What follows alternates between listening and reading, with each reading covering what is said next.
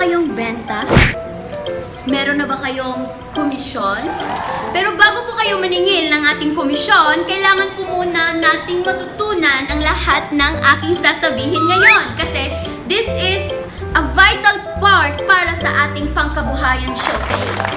Dahil ngayon, today, I will be discussing about documentation.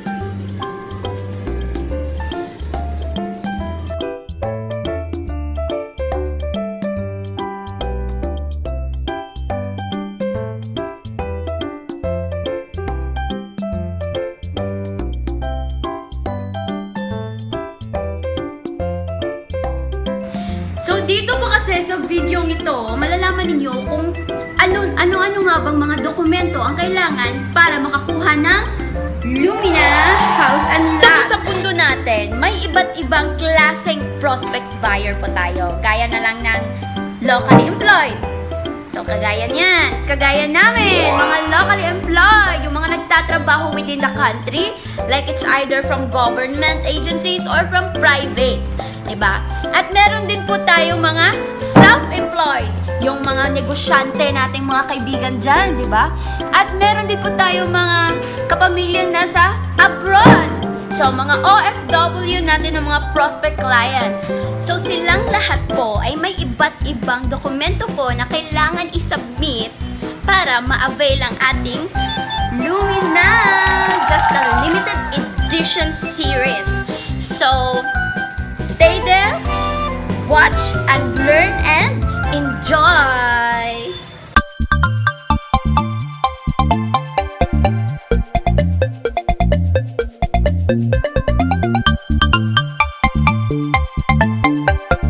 So let's start from the reservation requirements.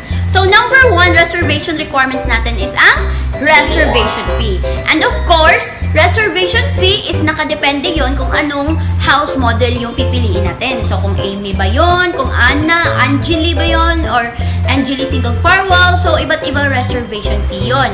Then second is ang 2 valid ID ni principal buyer. So ano-ano nga ba yung 2 valid ID na yon? So it's either primary card and secondary card. So pwede po siyang isang primary card at isang secondary card. But take note, hindi po siya pwede yung dalawang secondary card. So dapat isang primary at isang secondary, or isang primary at isang primary. O, diba? So 2 valid ID. So ano-ano ba yung primary cards? So primary cards is yung SSS, UMID, passport, company ID, Siemens book, postal ID, and voter's ID. And ano-ano naman yung mga secondary ID natin? So secondary ID is ang PhilHealth, Pag-ibig, and TIN card. So yun. So next requirement natin is ang proof of income. So ito na yon. So for locally employed o yung mga naka-based here in our country, Philippines, so ang ating requirements nun is ang 1-month payslip or certificate of employment with compensation. So yun. Pag self-employed o yung mga business owners natin ng mga clients, so another natin nun na requirements is ang business permit. So it's either scanned or photocopy ng business permit. So next is kung OFW yung mga clients natin, yung mga nagtatrabaho abroad. So yun po, ang requirements po naman nila is sa for proof of income is job contract. So job contract, it's either scanned copy yon or photocopy. So pwede lang yon. Basta naka-state po doon yung kung anong pangalan ng employer nila, at saka kung ano yung pangalan ng company nila, at saka yung salary rate nila, at yung validity ng contract. So importante po yon. Then additional requirements po tayo upon reservation kung OFW po si client. So since wala po kasi siya dito sa Philippines to fill up his or her reservation, so kailangan niya po mag-secure ng representative. So for representative requirement, magdala lang po siya ng 2 valid ID niya at saka authorization letter. So, dapat nakastate doon sa letter na I authorize this person na siya po yung mag-fill up ng aking reservation with signature over printed name po yan. So, that's all our upon reservation requirements. Reservation fee, proof of income, and 2 valid ID. So, tatlo lang. So, pag nadala niya yan, so pwede na natin i-reserve si client. At the same time, makakapili na po siya ng kanyang black lot.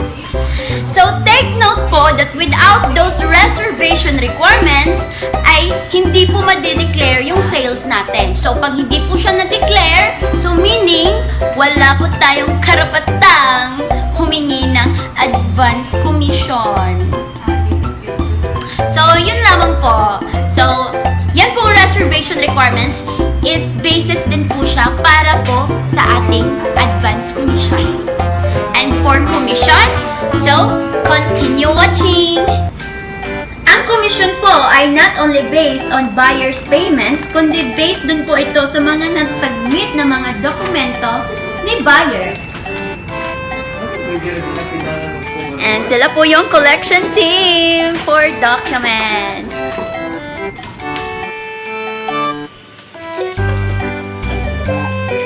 So, this is where the collection of documents happens. So, lahat po ng documents na aming nako-collect, ayan po yung gagamitin namin to endorse sa pag-ibig or bank financing. And now, after the reservation requirements, let's now be focused on the documents that to be submitted 30 to 60 days from the reservation date. So, ano-ano nga ba yon? So, we have this standard requirements. So, sa standard requirements natin, mapa-OFW ka man, or self-employed, or locally employed, so, kailangan mo itong isubmit. So, here are our standard requirements. So, first is photocopy of marriage certificate or birth certificate. So, kung married at may marriage certificate, pwede na pong walang birth certificate. And 2 pieces 2x2 pictures for applicant and spouse. Proof of billing address. Ito yung mga bill na nakapangalan sa kanila kung saan sila currently nakatira. Maaari ito'y bill ng tubig, kuryente, or wifi. Kung wala silang bill na nakapangalan sa kanila, maaari silang manghiram. Ngunit siguraduhin lamang na may kalakip itong authorization letter and 1 valid ID ng may-ari. O kung nahihirapan naman talaga silang kumuha ng bill, so maaari naman silang kumuha ng barangay clearance. Next is 2 valid ID from principal buyer and spouse with 3 specimen signature. Next is tax identification number. Di bali na pong walang TIN ID, basta po may TIN number. Next is 3 pieces 1x1 picture of applicant and employee statement accumulated value or ESAV. Maaari itong makuha sa opisina ng pag-ibig. At dito natin makikita kung magkano ng contribution ni client sa kanyang pag-ibig account. At ito ay applicable lamang para sa mga nais na i-endorse ang kanilang housing loan sa pag-ibig financing. And lastly is SANUMAR or Certificate of No Marriage.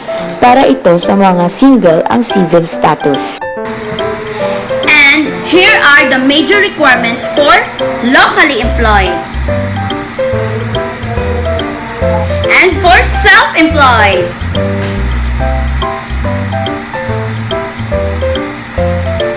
And lastly, for our overseas Filipino workers.